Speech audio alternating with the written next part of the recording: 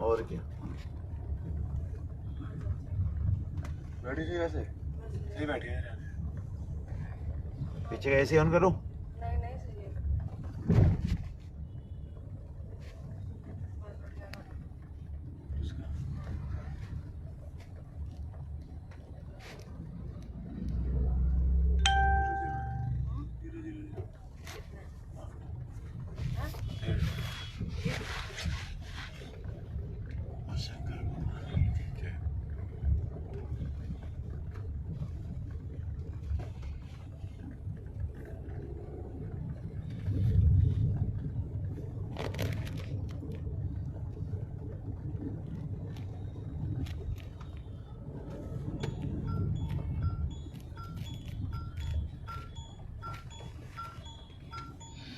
गायत्री महामंत्र एक बार मेरे साथ दोहराओ। ओम भूर्भुवः स्वः तत्सवितुर्वरेण्यं भर्गो देवस्य धीमहि धियो यो नः प्रचोदयात्। माँ और बच्चे का एक आंतरिक संबंध होता है जिसको चेतना या आत्मा का संबंध कहते हैं। ये सांसारिक जीवन दोनों का एक दूसरे के ऊपर निर्भर करता है, एक दूसरे के ऊपर टिका हुआ है। आत्मा हम सबकी शक्ति की स्रोत है। अपने जीवन के लिए उसी से हम शक्ति को प्राप्त करते हैं। वही शक्ति हमारा इस संसार में रह करके हमारा पोषण करती है और उसी के ऊपर हम निर्भर करते हैं। अगर सच्चाई को देखो,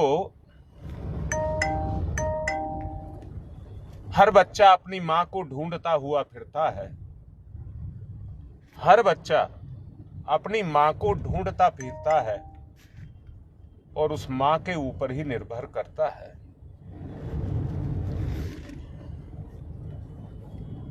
ये ढूंढ हमें आत्म उत्कर्ष की तरफ लेकर के जाती है। आत्म उत्कर्ष, और इसी आत्म उत्कर्ष से समर्पण निकल करके आता है। बच्चा अपने हृदय से अपनी मां को चाहता है, अपने हृदय से अपनी मां को चाहता है। तनिक भी छल कपट भेदभाव नहीं रखता जब तक वो बच्चा रहता है। आप जानते होंगे, बच्चा उसको कहते हैं जिसको बचा करके रखना होता है, और उसको बचाने वाली वो शक्ति है जो उसकी मां के रूप में उसको मिली हुई है। इसलिए उसकी निर्भरता अपनी मां के ऊपर है। मां भी उसके प्रति अपनी जिम्मेदारी को समझती है। भावनात्मक रूप से सब कुछ देखेंगे, परंतु होता क्या है, इस संसार में आकर के, माया के चक्र में आकर के हम भटक जाते हैं। माया के चक्र में आकर के हम भटक जाते हैं और सारी जिंदगी क्योंकि माया के क्षेत्र में सांस लेते हैं और माया हमको भटकाती रहती है। उसके भटकाव से आप अंदर से महसूस करिए, जो कुछ भी छुपाव के रूप में आदमी करता है या छुप करके करता है, वो माया के वशीभूत होकर के ही करता है। चोरी जारी, छल कपट छीना झपटी, ये जो कुछ भी करता है ये उसी के आधार पर करता है।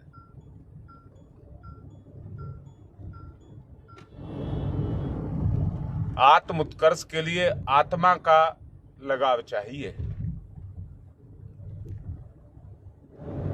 परंतु जानते हैं माया का प्रभाव सारी जिंदगी हमारे ऊपर पड़ता रहता है और उस प्रभाव के अंदर हम आत्मा को समझ ही नहीं पाते हैं। आत्मा को समझ नहीं पाते हैं, आकार को ही सब कुछ मान लेते हैं, जबकि माया एक चढ़ा हुआ आवरण है, जो भीतरी आवरण, जो भीतरी स्वरूप के ऊपर चढ़ जाता है। और सच जानना यही भटकाव का कारण भी है।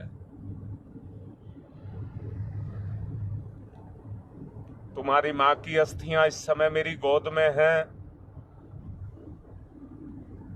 उसी भावना से प्रेरित होकर के मैं इन शब्दों को बोल रहा हूं। वास्तव में चेतना का चेतना के साथ संबंध है। बाह्य संपदा बाह्य परिस्थितियों के लिए जिम्मेदार होती है और उसी के कारण विषय आसक्ति हमारे अंदर जागृत होती है। हमारी ही भावना चैतन्य स्वरूप से बदल करके निराकार स्वरूप के ऊपर साकार का आवरण चढ़ा लेती है। और जैसा आपने देखा होगा, भावना बड़ी कोमल होती है, सुकोमल, परंतु इच्छा बड़ी कर्कश हो जाती है, प्रभाव परिवर्तित हो जाता है। ये विषय आसक्ति के कारण जीव चेतना का स्थानांतरण है।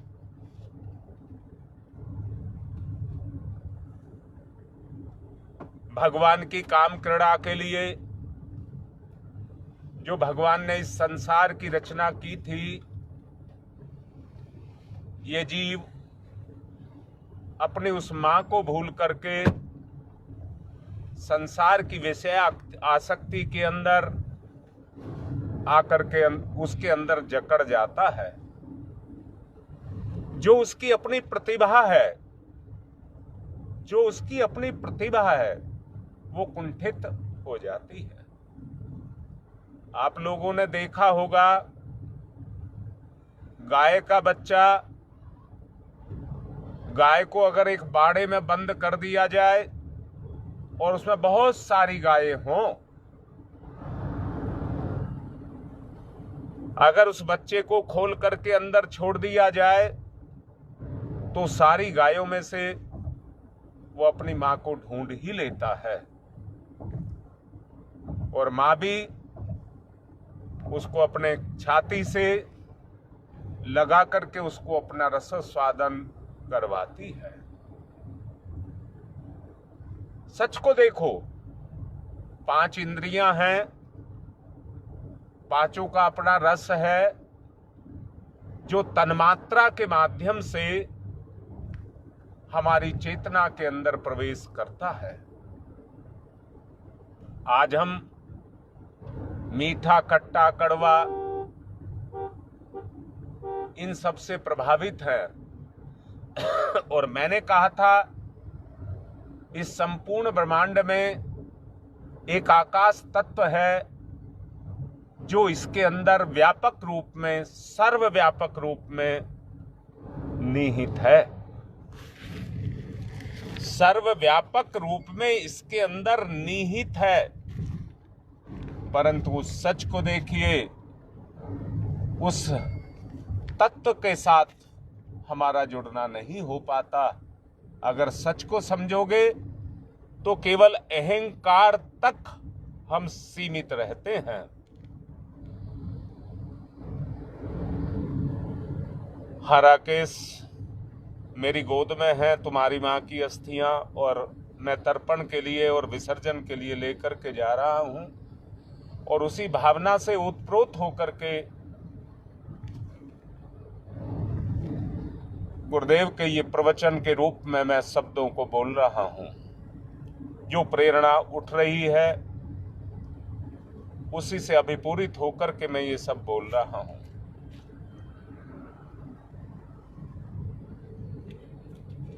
मैं एक बात कहना चाहता हूं, अगर अपने उस आकाश तत्व का विकास करना चाहते हो तो उसके विकास के लिए हमें एक शक्ति ईश्वर के द्वारा दी गई है, और शक्ति का नाम है आत्म सम्मान।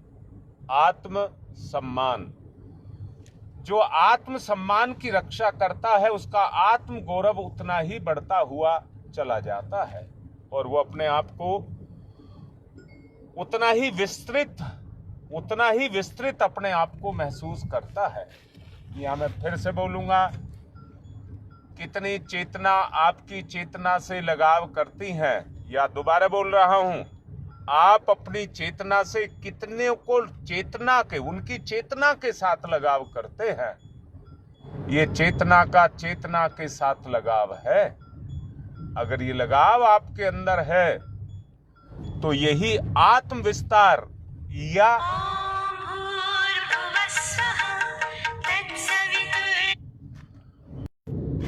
आत्म चेतना या मेरा अपना, मेरे स्वयं का विस्तार है, अहंकार का नहीं।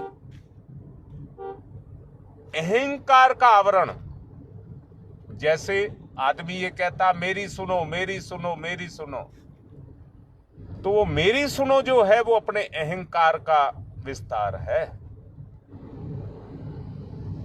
हमें अपने अहम को गलाना होगा। ये अपना स्थानांतरण है।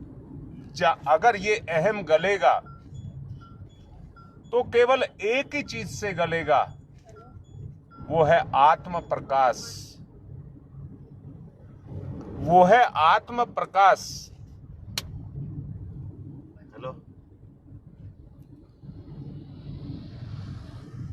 मैं साइड वाले जब आत्म प्रकाश से हाँ। प्रेरित होकर के आप आगे बढ़ेंगे, हाँ, मेरे को यहाँ से 10 मिनट दिखा रहा है बस। तभी आप अपने उस स्तर तक पहुंच पाएंगे। हाँ जी। उसे ही जीवन का प्रकाश या पथ कहते हैं। ठीक है। मैं आप ऊपर ही हो ना? मैं समझता हूं ठीक है। आप तो ये 10 बात मिनट आपको 9 मिनट समझ आई होगी। ठीक। ये बात आपको समझ आई होगी, ये मैं समझता हूं। अगर ये बात, एक बात आपको समझ आती है, अंधेरे में छुपी हुई बहुत सारी चीजें कमरे के अंदर बंद रहती हैं, पर जब तक उसमें प्रकाश नहीं छाता तो उसके अंदर क्या रखा हुआ है उसका पता आपको नहीं लग सकता। अगर उसका पता लगाना है तो उस प्रकाश को आपको अपने अंदर जागृत करना पड़ेगा। और खोल करके बोल रहा हूं, अगर वो प्रकाश जागृत होगा तो उसका केवल एक ही रास्ता है, और वो रास्ता है आत्मसम्मान। आत्मसम्मान वही एक रास्ता है। जितना इस आत्मसम्मान को अपने की रक्षा करेगा और उसके आधार पर ही ऐसे कर्म करेगा जिससे उसका आत्मसम्मान बढ़े, जिससे उसका आत्मसम्मान बढ़े, तो वो रास्ता ही आपको अपने उस स्तर तक लेकर के जाएगा जो आत्म विस्तार का रास्ता है। जरा खूब अच्छे से इस बात को महसूस कर लें। अगर इतनी बात मेरी समझ आई है, वो प्रकाश और कोई प्रकाश नहीं है, सिर्फ एक ही प्रकाश है, सिर्फ एक ही प्रकाश है। उसको कहते हैं आत्मसम्मान। आत्मसम्मान। बस ऐसे कर्म किए जाएं जिससे हमारा आत्मसम्मान आत्मगौरव के रूप में बढ़े। मनुष्य सोचिए जरा, इसके योग्य है या नहीं है? सोचिए जरा, मनुष्य इसके योग्य है या नहीं है? अपने अंदर से देखो। मैं दोबारा से कहता हूं, कौन है जो आपके आत्म गौरव की रक्षा करेगा? वो कौन है? जरा उसके बारे में सोच करके देखें। और वो और कोई नहीं, मैंने बोला था आपको, अगर इस दुनिया में सर्वश्रेष्ठ है तो वो आप ही हैं। आपके अलावा कोई सर्वश्रेष्ठ नहीं है। तो हम क्या करें? ईश्वर ने जो श्रेष्ठ हमारे लिए बनाया है, सिर्फ उसी के साथ अपने संबंध को जोड़ करके रखें। उसी के साथ संबंध को जोड़ करके रखें। आप देखिए, वो व्यक्ति धन्य होते हैं जो अपने आप को योग्य बनाते हैं। वो ही व्यक्ति धन्य होते हैं जो अपने आप को इस योग्य बनाते हैं कि वो अपने आत्म गौरव की रक्षा कर सकें। क्योंकि इससे बढ़ करके भगवान का कोई उपहार आपके लिए दुनिया में नहीं बना है। कोई उपहार आपके लिए इस दुनिया के अंदर नहीं बना है। जिसकी आत्मा जागृत नहीं है, या कहिए मेरी जो अब साकार अवस्था है, ये एक साधना का एक मार्ग है जिसके माध्यम से चढ़ करके हम उस तरफ को बढ़ रहे हैं। अगर ये आत्मा का वो मार्ग हमारा खुलता है, आत्मा का मार्ग अगर हमारा ये खुलता है, राकेश बड़े हृदय से बोल रहा हूं, आदमी पता नहीं अपने लिए अहंकार के लिए क्या क्या करता है।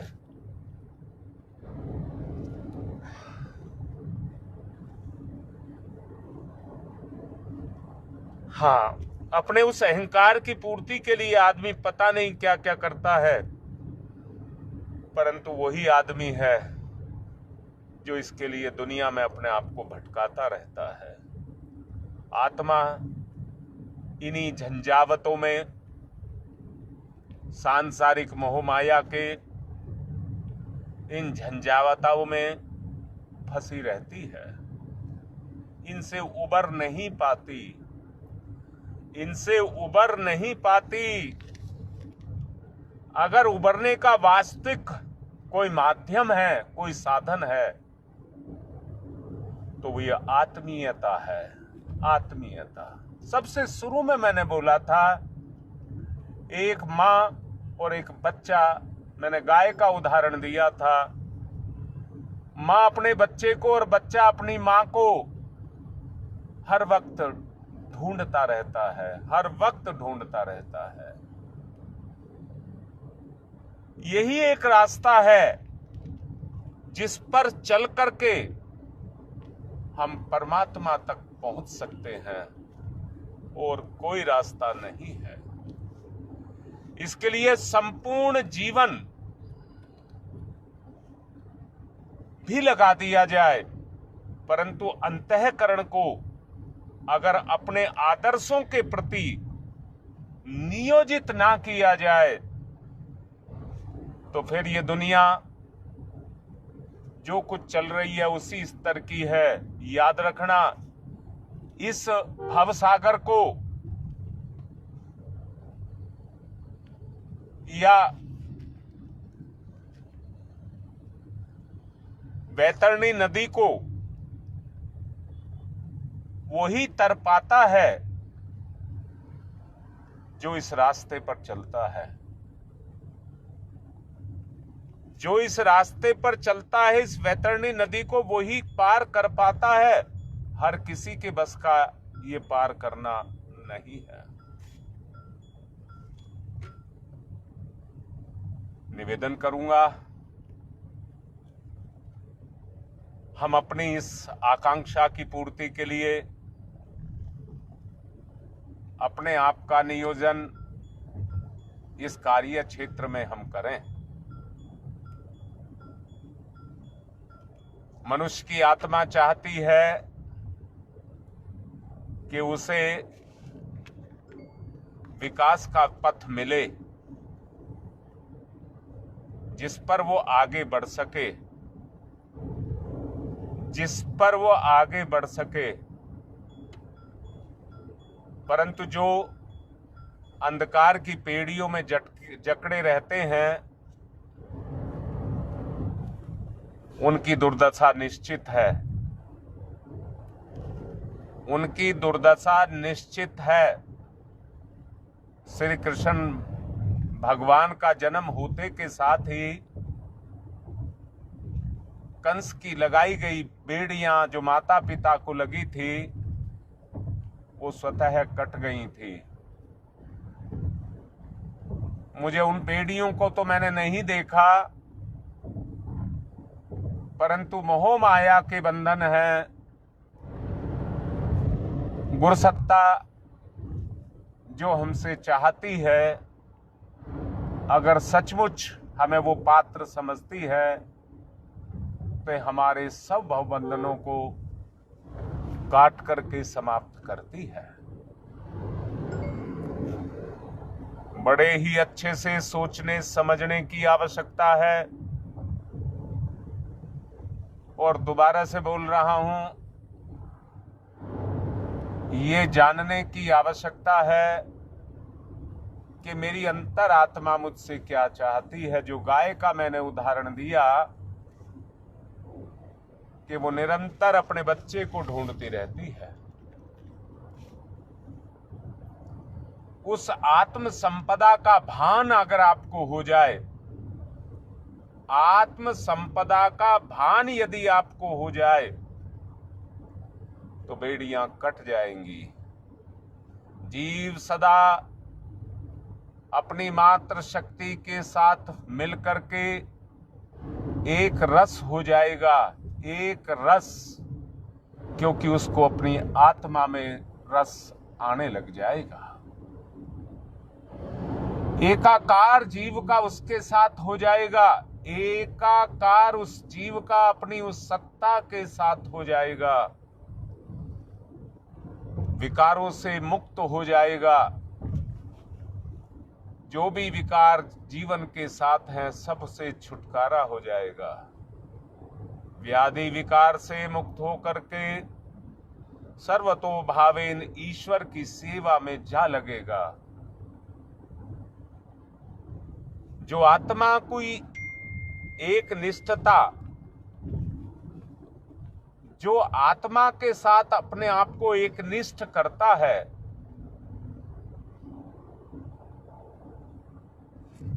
वो उतना ही एकाकार करता चला जाता है। अब है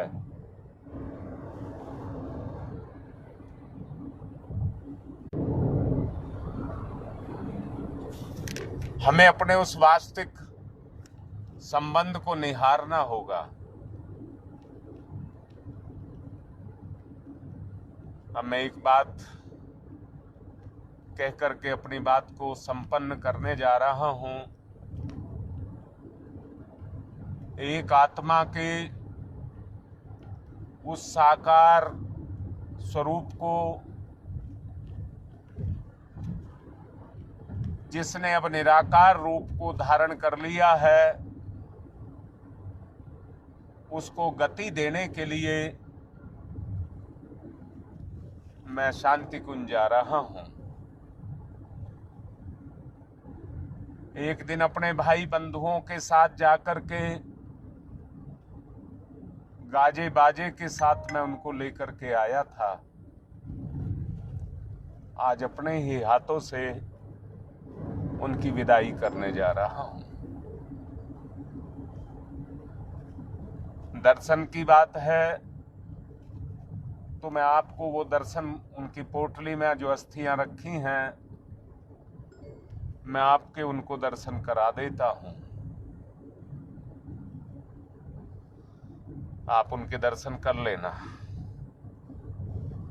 और गुरुदेव से यही प्रार्थना करना कि अपने उसी लोक को जो इनकी आकांक्षा रही है उसी को प्राप्त हो जाए। अभी मैं आपको उनके दर्शन करा देता हूं।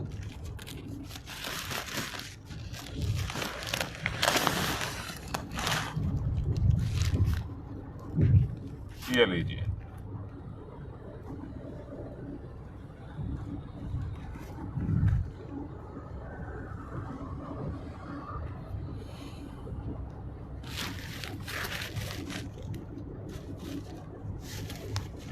आज की बात को क्योंकि रास्ते में हूं और लगभग समय भी बढ़ता ही जा रहा है। वैसे तो 8 बजे का समय रखा था, परंतु समय से ही क्योंकि कार्य पूरा हो गया, मैंने ये सोचा अपने कर्म को क्यों दाग लगाया जाए। समय से ही इस कार्य को जो गुरुदेव के द्वारा निर्धारित है, उन्होंने समय पर ही इसको पूरा करा दिया। जो आज अभी मेरी ही गलती और धृष्टता के कारण अभी लाइव पर नहीं आए हैं, वो बाद में इस लाइव को सुन करके आज की इस पूर्ति को कर लें। आज की बात का समापन मैं यहीं पर कर रहा हूं। ओम अस्थोमा सद्गमय, असतोमा सद्गमय, असतोमा सद्गमय, तमसोमा ज्योतिर्गमय, तमसोमा ज्योतिर्गमय, तमसोमा ज्योतिर्गमय, असतोमा सद्गमय, असतोमा सद्गमय, असतोमा सद्गमय, मृत्योर्मामृतं गमय, मृत्योर्मामृतं गमय, मृत्योर्मामृतं गमय। तमसोमा तमसोमा तमसोमा ज्योतिर्गमय, ज्योतिर्गमय, ज्योतिर्गमय, असतोमा अस्तोमा अस्तोमा सद्गमय, सद्गमय, सद्गमय, मृत्योर्मा मृत्योर्मा मृत्योर्मा अमृतं गमय, अमृतं गमय, अमृतं गमय। दोनों हाथ रगड़िए और अपने मुख पर फिरा लीजिए। अगर योगेश वैसे तो मुझे दिखाई नहीं दिए हैं, वो 8 बजे के समय पर ही होंगे। अगर सुन रहे हैं तो सबको मैसेज डाल दें, लाइव प्रवचन वैसे देख लेंगे। आज की बात का समापन कर रहा हूं।